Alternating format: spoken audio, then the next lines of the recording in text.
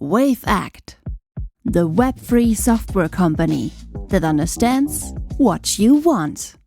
Hi everyone, welcome at WaveAct. Today with a true legend, Oliver Scherenberg.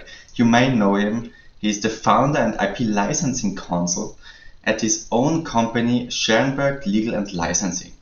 He also just founded Web3lex, which is nothing else than a big collection of legal resources for Web3. And today we're going to talk about a super exciting and super interesting topic, which is NFTs and intellectual properties. Thank you, Oliver, for being here. And directly starting out, I would love to give you the opportunity to let us a little bit know about Web3lex, what are you up to, and how does your everyday look like? Absolutely. Yeah. Thank you very much for having me, Kevin. It's a real pleasure. And being introduced as a legend certainly does not do me justice. I'm absolutely, you're exaggerating. No, but in any event, thank you for having me. And I'm happy to tell you a little bit about Web3lex today, our online knowledge base for the Web3 community that we build, which addresses indeed legal questions. Maybe I just start a little bit earlier. Why am I here? Why am I doing all this? So my background is being an attorney, an intellectual property focused attorney in Germany. So that is where I'm admitted to the Bar Association. I have always had a big interest in monetizing intellectual property rights, which means my entire life as an attorney, I have done things like patent pools that I put together and structured and monetized the patents or standard essential technologies, for example, 3G, 4G, 5G, MP3 in the earlier days, DVB, audio video coding, and all of that. That is still a big activity still today. Then it is trademarks, for example, trademark monetization, co-branding agreements, where one of my biggest clients is the WWF, the Worldwide Fund for Nature. So whenever they have an arrangement with a big company that they want to have their brand and the panda logo on their product, that would be an arrangement that I would structure, that I would draft as well. And then the third column, if you so want, is everything that I would put together in one big basket. Copyright, name right, image rights. So if you have brand endorsement agreements, if you have testimonial agreements, influencer agreements, but also if you have an author that is doing things like writing books and so on and so forth. So this last part made me access the Web3 space as well, which means that clients started approaching me because their brand should be used in some sort of metaverse application. Their brand wanted to access the NFT space and so on and so forth. So the reason why I'm telling that a little bit longer is I want to show you that no one starts as a natural Web3 expert, as a Web3 attorney even, because that is a space that is relatively new. We have some colleagues that started with ICOs or Bitcoin and crypto. The tax guys are probably the earliest ones because they had to deal with that stuff already years ago. Those who made financial regulations and regulatory law, they were early. So they are the ones that have the most experience. But everyone else who started advising in NFTs basically started at the same time as the clients did. So maybe a year ago or so, maybe a year and a half, or those really OG attorneys that advise on the early products and projects maybe a bit earlier. So we started gathering this information for ourselves. And since we thought it is a useful resource to have a couple of questions and answers for that, also in fields of activities that we do not advise on, we thought it might be useful also for the community to publish this repository and this knowledge, and creating a knowledge database, a knowledge base where we can share this information. So that really has been the first idea, knowing things that you didn't know before, asking people who know it, asking international folks who know it, and that is one of the key figures of this tool. We try to create a network of attorneys, a knowledge base for the folks, and for the attorneys and the tax advisors, also a resource where they can find an equivalent to what they are doing in their national law in other national laws. So please do check it out. It's web3lex.io. It is free for everyone to use. So please give us feedback. We're in beta phase, so we need your feedback.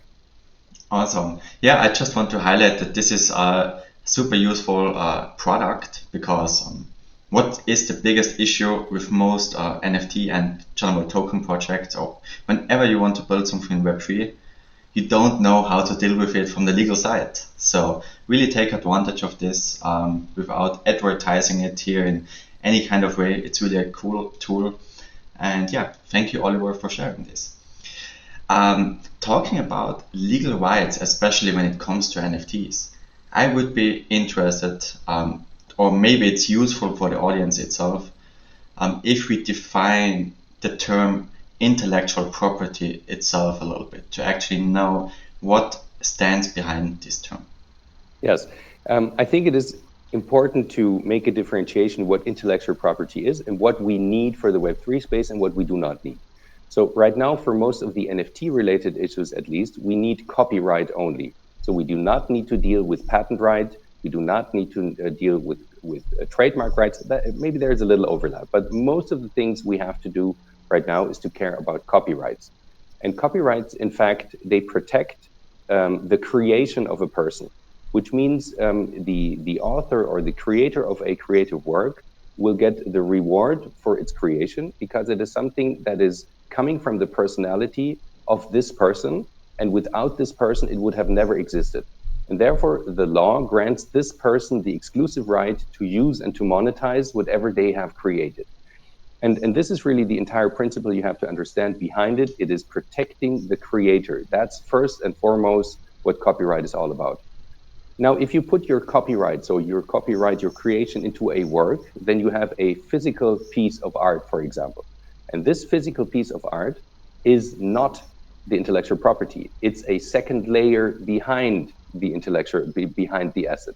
So you do not actually see the intellectual property. That's one of the reasons why it's called intellectual property. You see a piece of art, for example, and you have to imagine a second layer that is attached to it behind, and that is the right how to use this art. So you can easily transfer and assign rights to the intellectual property, but still keep the piece of art. And you could do the other way around. So you could also sell the picture, for example, and keep the intellectual property. And it's really fundamental to understand that you have two different layers that can be separated from each other. And therefore, they need to be addressed in two different and in distinct ways. Otherwise, they may fall apart and no one notices that. Wow. Okay, I haven't thought about that it's actually that you can still, sure, it makes totally sense, right?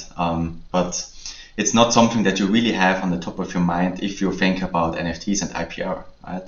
It's super interesting. So no wonder that there have been a lot of discussions this year around exactly that topic, right? Do you maybe want to elaborate on that a little bit, or how you perceived it yourself? Yes, absolutely. I'd love to. I think many of the misconceptions that we saw in the space this year came exactly from the misunderstanding that you have only one layer. And the lack of understanding that there is a second layer behind the asset which defines the intellectual property rights. I just give you an example. If you buy a work of Andy Warhol or Liechtenstein or Hundertwasser, for example, it would be absolutely clear. So these are artists, well-known artists, at least here in some of them maybe more in Europe, but I think they're internationally renowned artists. If you buy a physical piece of art from these artists, you would not assume that you have the right to print T-shirts and sell them as well. You would not have the right to print a catalog or maybe a calendar and sell the calendar. It's kind of obvious for everyone that this is not happening. And for some reason, especially because you know that mostly these artists or their heritage or their estate, they are doing exactly that. So they are selling merchandise which is displaying this art, for example. You would immediately get legal trouble if you started selling Andy Warhol, like a T-shirt with Andy Warhol stuff on it, because the copyright still exists. He's not dead long enough that they vanish. So you don't have the right, and you would never think that they have them. Now, in the NFT space, for some reason, from the beginning, there has been this understanding or also this expectation that when you buy an NFT, that you get the right to use the underlying asset, which is the JPEG, for example, and just use it and monetize it as you see fit. And that again misses that there is even a third layer in this case. So with NFTs, from the layers that I mentioned before, you have the first layer In this case, it's the asset. Now it's a digital asset. Fair enough. And then you have the second layer. In our case, it is the intellectual property. And now in this particular case of NFTs, you have to imagine a third layer, which is the token. And the simple reason why we have this token is because a digital asset could be copied, and it would be almost impossible to identify which is the original.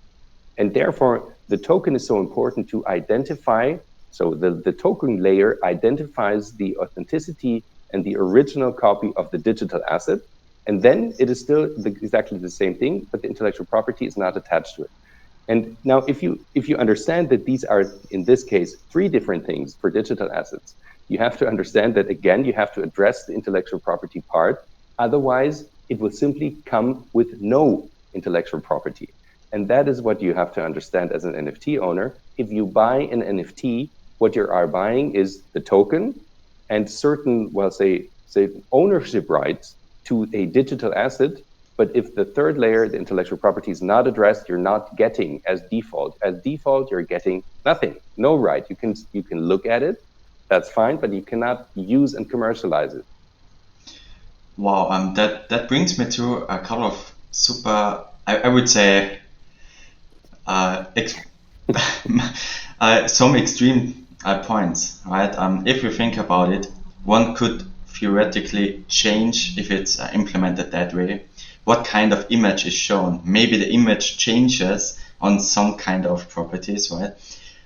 Do you know, or do you have some, I don't know, how is that dealt with, for example? Yeah, that is, again, an interesting question. Now, I would say for this question, we do not even need the layer of intellectual property.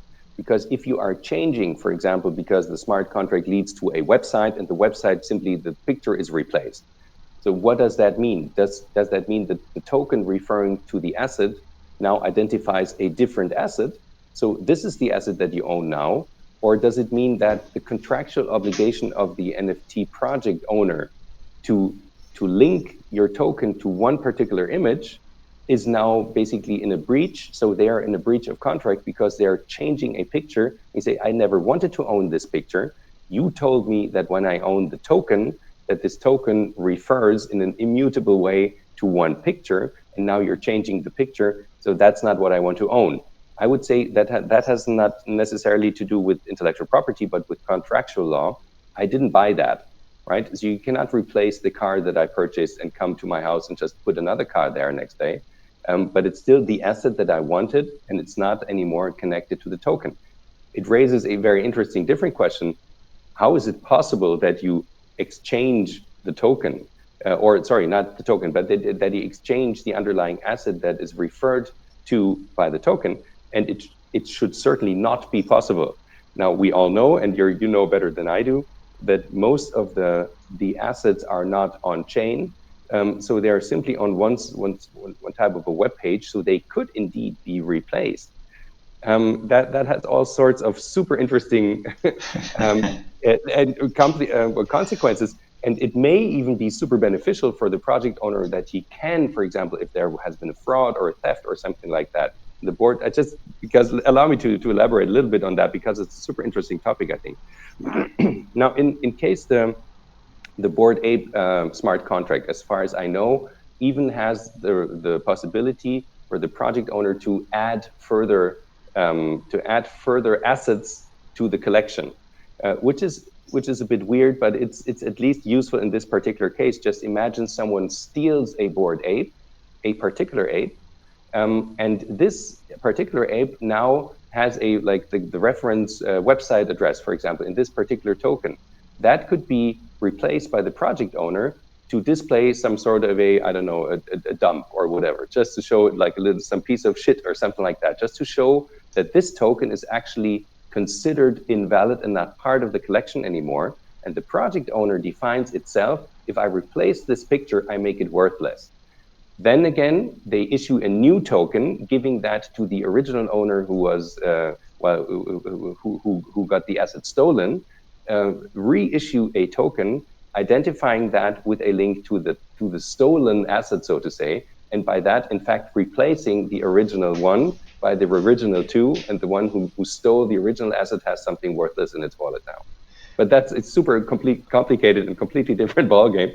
I just wanted to follow up with that example because I know you had a very interesting chat with Keir Finlow Bates as well, and I know that he made exactly that example, and that is one of the best things where you can see that the law and also what you can do in contract are super smartly combined if you know what you're doing.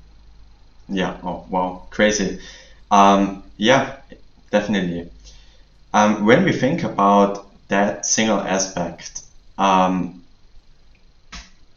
know that basically when we think, for example, about what you just said, by law, in general, everyone is non-guilty, right? So when I think about it from a non-legal perspective, from a legal perspective, with my low know-how about it, usually the project owners are not allowed to determine if someone actually stole something, right?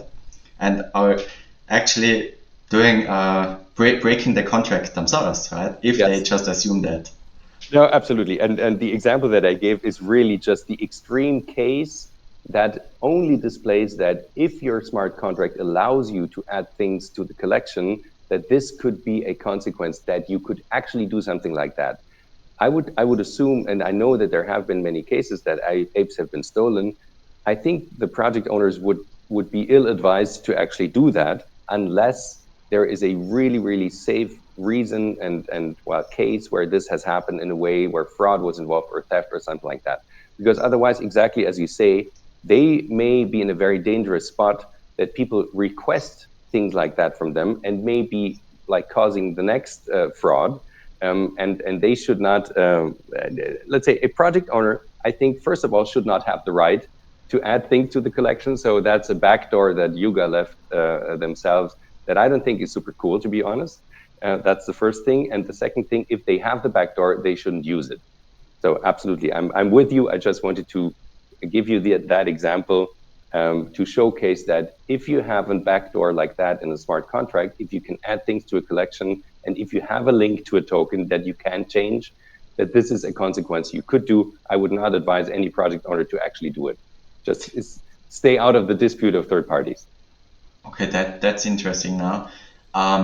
So what would you think, for example, if one has a collection where you actually can't remove the item from any holder, right? So that aspect is gone basically, but you could add some new items which are indeed unique, right? Would that still be something that you think shouldn't be done because it's diluting? Exactly. I think that's more again a question of the contractual law. So which expectation do you have as an owner? Just imagine you mint a one out of one, so an original copy. There is only one, and you pay tons of money to have exactly this piece. And the project owner says this is an original, it will always stay an original, and that's where the value comes from. And maybe a day later, they issue a collection with 10,000 of the same token. That already could be, at least I did not have that expectation as the buyer of the original piece. At the same time, if you do not get intellectual property rights, and here where we're back on the intellectual property part, the owner of that original piece only bought the asset, but the project owner, so the one who sold that digital asset, still has the intellectual property rights. So they can, without any problem, issue a collection the next day. Now, that's a different thing if you have a collection of 10,000 pieces that are different. So 10,000 individual pieces. And you know that there is a collection of 10,000 and it is closed. You would not assume that this collection can be extended to 20,000 the next day, because obviously the market price would plummet if you have a collection that is scarce, if you have individual rarity traits, for example, and the rarity traits and the scarcity of that project simply change overnight, then the individual assets price will certainly go down. So I think the value of NFT collections very often comes from the fact that they are scarce, that there is a limited edition, and that you cannot extend that. From a contractual point of view here, I would say as a buyer of the NFT, I have the expectation that the collection stays the way it is. Otherwise, as you said, it will be diluted, my value will be diluted, and the collection's price will simply go down. Okay, that's super interesting. So speaking about all that, right? Project founders have a lot of things that they need to take care of. Obviously, how can holders themselves somehow protect against these things besides doing proper research? Other things. I think indeed the most important thing is to look what you are buying, to really check beforehand, do your research and read the project terms, read the descriptions of the project by the project owner, maybe even read interviews that have been given by the project owners before the launch. So what are their objectives? What are their goals? What do they think that they provide to the community?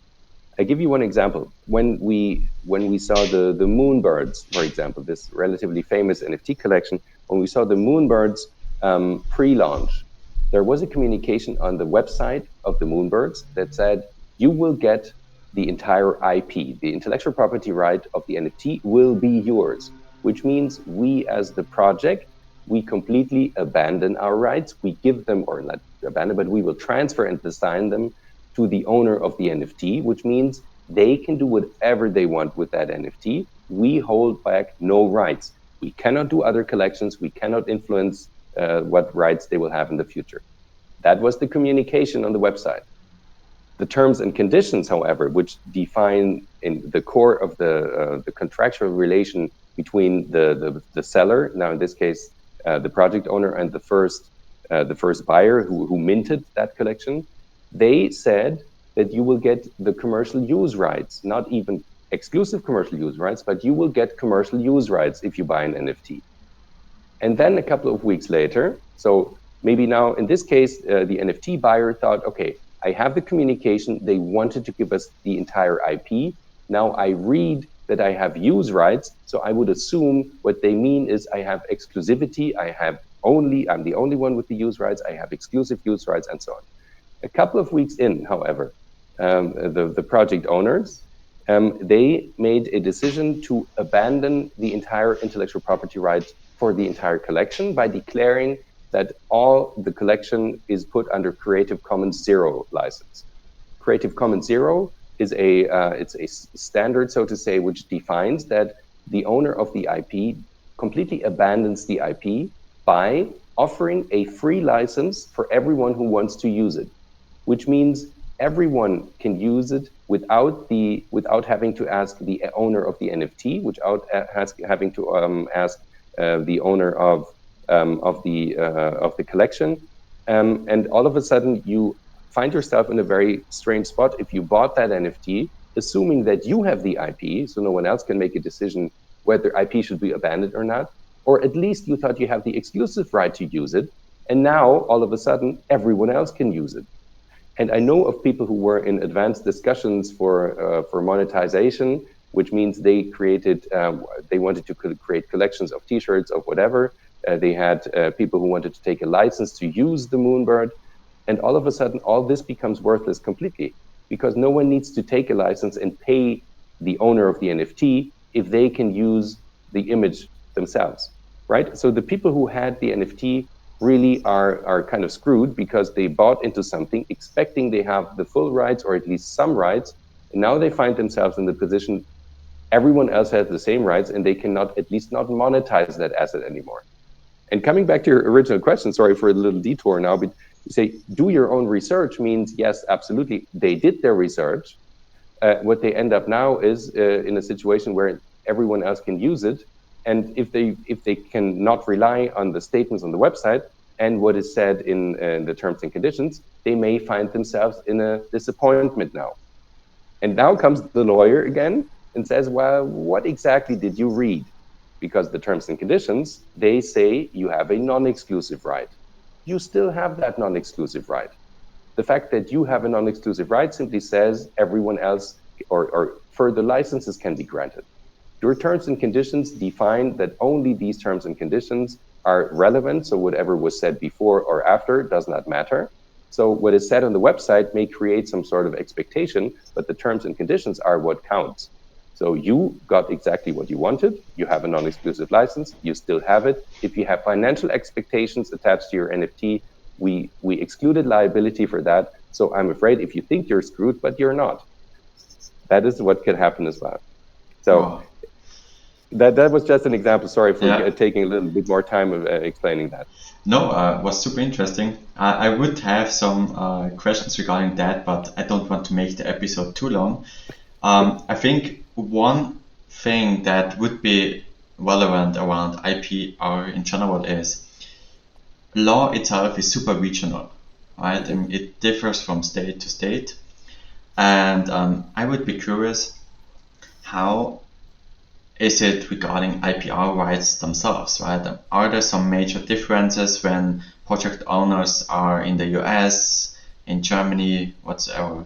What should one be aware of? Yes, indeed, there is no Lex Metaverse or no Web3 Lex law, so to say, that counts for all jurisdictions at the same time. And until we have something like that, and it may be very useful to think about a solution where we have a standard or we have some sort of a borderless law that would work for every case in the metaverse or in Web3 applications. Until today, we do not have that, which means national laws will apply. National laws define how cases are treated. And indeed, if the national law in the US, for example, defines something completely differently than it does that in Germany or in France, for example, then that can be a conflict, and that is an issue. So typically, if you have a situation where you do not know which law applies, you either need to find an attachment point, which means, for example, buyer and seller are both in the US, so you probably use US law. Or the project is in the US and therefore defines the terms and conditions. So there is a certain expectation that you may apply US law. At the same time, if you are a buyer on the secondary market and the seller is also on the outside of the US, for example, completely different laws may apply. And until we have a unified and codified, standardized whatever law for the entire world or virtual world, we will need to accept that there are differences, and indeed there are differences. Again, an example: if you have a US case where you define, I will transfer the entire intellectual property right with the NFT, for example, then that is something you can decide in the US. You can define that you completely transfer the entire copyright. That is not possible in European countries. In most of the European jurisdictions, you cannot transfer the IP itself because there is always a certain portion of the moral rights, and that goes back to the very beginning of our recording, where I said a creation is always the expression of an individual artist, which means this individual artist will always be attached to the art, and that moral right embedded in the art, that intellectual property part, cannot be abandoned. So the artist will always stay attached to it, and you cannot cut it, which means transferring the entire IP does not work. It's simply void if you do that. Now you can interpret that this means I want to go to the furthest extent possible by law, but that's a conflict that I was showing. You have international treaties harmonizing parts of intellectual property, but until we have exactly the same situation in the US, in Canada, in Brazil, in Nigeria, and in Germany, that will take a long time. And until then, we are left in a state of uncertainty. So you better know the basic principles of some different jurisdictions so you can better judge if there is a risk. And that is why that's one of the reasons why I created this international network and Web3 Lex, because you can combine and compare these national laws. If you have one question, you can combine the different national laws and the answers and can really compare them one next to the others. But when we think about contracts themselves, usually there's always a paragraph that all kind of disputes are held in the US, are held in I don't know where, right? Doesn't that work for NFTs themselves as well? Already these clauses that you try to define which law applies and which jurisdiction applies or where to go to court, most national laws do not accept such a definition for consumers, which means if you write in your agreement, if you buy this, you are subject to US law and you can only have arbitration in New York, for example, or you have to litigate in Delaware, As a German consumer, I would say, well, I don't care. That's not the case. I'm here in Germany, and maybe therefore I would go to court in Germany, for example. At the same time, if you are defining things in terms and conditions, maybe the person who minted the NFT is attached and has to accept these terms and conditions before the minting, but already the secondary buyer doesn't even know these terms and conditions, because that's another legal issue. They're typically not attached to the NFT, but they can be found on the project website. And the secondary sales person, the secondary owner, secondary buyer, never clicked anywhere to accept these terms and conditions. So if I buy that piece of property from as a German buyer, I buy that NFT from another German seller, I would assume that I couldn't care less if a US company way before in the chain of title defined which law shall apply for any dispute. I don't care. That doesn't matter. Maybe it does matter. And these are exactly the things that are not entirely certain at this stage. We do not have a lot of litigation going on. The cases that we know typically have a relatively clear cut and definition. There is a US party here, US party there, project owner there, and then you know it. But very often you will not even know where to go, whom to sue, where to do it. And this is one of the exciting things in Web3 law, that there is so much to discover. And that's one of the reasons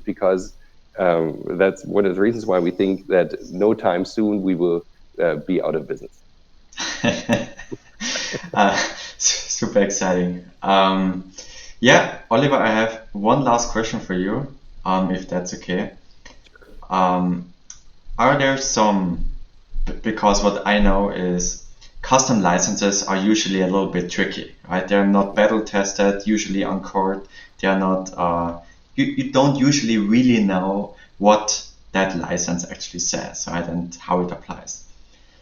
But are there some battle tested or more proven licenses, which are usually, as you said, described in a single 3-digit term or something like that, right? To really have a name, a standard, that you can recommend somehow to be somehow battle tested throughout the world? Battle tested, I have to say, I'm not aware of many cases that have gone to court where we have a final decision that one clause works and one other clause does not, or one provision is valid and the other is not. Having said that, we're still in an early phase of development, and everything we can do as intellectual property attorneys is to use clauses that we used before for other monetization situations, and hope that we were smart enough to adapt them to blockchain technology and to the use cases and to digital assets and to all these different aspects that we mentioned before. So having said that, I know that there are a couple of standards out there. Some of them are, for example, Creative Commons. Others were just recently published by Andreessen Horowitz. For example, they provided a set of standard documents. Many of them are very sophisticated and very elaborated and address many of the aspects that we need to deal with in a very precise way, especially the last ones from Andreessen Horowitz. And at the same time, some of them still are maybe not working in the same way as they are working in the US, because, as I said, the principle of abandoning the IP or transferring the IP do not work in other jurisdictions. And at the same time, I would, for example, not be very happy as a European company having my project in Germany, for example, and addressing the German market in particular, to use a standard license template that sends me to arbitration in New York as a default. So some of these templates are great, others are not so great. I think others need more improvement. Many of the legacy projects don't even have terms and conditions. I mean, it says something that the CryptoPunks and the Meebits just published their license terms, I think maybe a month ago, and before that they simply didn't have any, or the ones that they had maybe were just outspoken but not written down anywhere. We're still in a phase of development. Right now, we typically advise clients on an individual basis to really address the cases that they have. One project is not like the other, so you may have some standards you can refer to, but at the current stage, we're more into individual consulting more than using standard templates. I think the bigger problem is that they're not visible, that it is not easy to detect the terms and conditions, They're not displayed on OpenSea, for example, right now. We're missing a button where it says use rights or commercialization rights. These rights typically can only be found on the project website. So you have to Google it. You risk ending up on a scam page. You risk ending up on an old page. And as long as we do not have a reliable connection between the use rights and the NFT or the use rights on chain, there are a lot of solutions providing that, but the legacy project don't have that. We will still end up more in individual consulting. Well, yeah, awesome. Luckily there are already some NFT marketplaces, at least on Solana as far as I know, that actually try to link the license to the NFT. I think it's Solsea, but I'm not sure. There are definitely more out there. There are a couple of good projects doing exactly that. So for the future projects, fantastic. Let's support that. That's a great initiative. Awesome. Hey, Oliver, really, I could talk hours around those kind of topics. Super interested in that. But thank you really for taking the time. Really appreciate that. Is there anything that you want the viewers to know? Otherwise, I would say thank you for being here. I want them to know that they should listen to your podcast because they're fantastic. You're such a pleasant guy, and you're so interested and so knowledgeable about smart contracts. There are few resources I go to when I really want to learn more, and your podcasts and your Twitter spaces or your LinkedIn spaces are really my go-to resource. So that's my only recommendation to close this recording. Thank you so much for having me, Kevin. Wow, thank you. Means a lot. Thank you everyone for watching. WaveAct, the web-free software company that understands what you want.